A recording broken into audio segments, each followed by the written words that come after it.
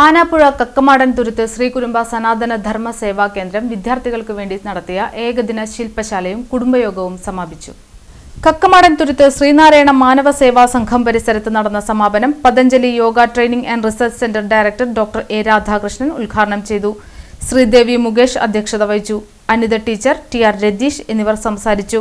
തുടർന്ന് ജീവൻ രക്ഷാ ഉപകരണങ്ങളുടെ സമർപ്പണവും സമ്മാന കൂപ്പൺ നറുക്കെടുപ്പും സമ്മാന വിതരണവും നടന്നു.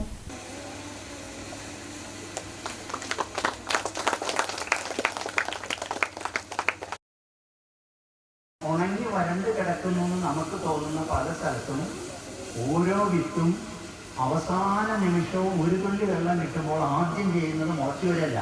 എന്താ ചെയ്യുക? അടിയിൽ വേരുകൾ ഇറക്കിക്കൊണ്ടിരിക്കും എന്ന് പറഞ്ഞതുപോലെ ഈ മുളവിത്തുകൾ വേരുകൾ ഇറക്കിക്കൊണ്ടിരിക്കുകയാണ് 3 വർഷക്കാലം. അത് കഴിഞ്ഞിട്ട് കിട്ടുന്ന ചികിത്സയും അതിന് വളവും കാര്യങ്ങളൊക്കെ കിട്ടിക്കഴിയുമ്പോൾ വെള്ളമൊക്കെ എടുത്തിട്ട് ഒരൊറ്റ വളർച്ച. കാരണം ഈ ലോകത്തിലെ ഏറ്റവും വലിയ പുല്ലുവർഗമാണ് മുള.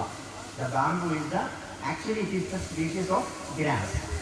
അപ്പോൾ വേരുകൾക്ക് ശക്തി കൊടുത്തുകൊണ്ട് ഏത് പ്രതിസന്ധികളെയും നേരിടുന്ന വിധത്തിലേക്ക് അത് അവസാനം കാണുകയാണ്. ഇപ്പോൾ നമ്മളുടെ കൂടെ ഈ ശില്പശാലയിൽ വന്ന കുട്ടികൾക്ക് അവിടെ പോയിട്ട് എന്താ കാര്യം, അവിടെ പോയിട്ട് എന്താ കാര്യം എന്ന് നമ്മളെന്നെ ആൾക്കാർ പറഞ്ഞിട്ട് പലരെയും ഈ കുട്ടികളെ പറഞ്ഞയക്കാതിരിച്ചിട്ടുണ്ടാവും. പക്ഷെ നോക്കുക, ഓരോ ഗ്രാമപ്രദേശത്ത് സതുദ്ദേശത്തോടുകൂടി നടക്കുന്ന, അണ്ടർലൈൻ ചെയ്യാൻ, സതുദ്ദേശത്തോടുകൂടി നടക്കുന്ന ഭാവി രാഷ്ട്രത്തിനും ലോകത്തിനും ഗുണകരമായി നിൽക്കുന്ന പെൺകുട്ടികളും ആൺകുട്ടികളും അവരേത് വിഭാഗത്തിൽപ്പെടുന്നവരാവട്ടെ, ഏത് വർഗവർണ്ണങ്ങളിൽ പെടുന്നവരാവട്ടെ, ഈ രാഷ്ട്രത്തിന്റെ സമ്പത്താണെന്നും ഈ രാഷ്ട്രം നാളെ നേതൃത്വം ഈ ലോകത്തിന് കൊടുക്കേണ്ടി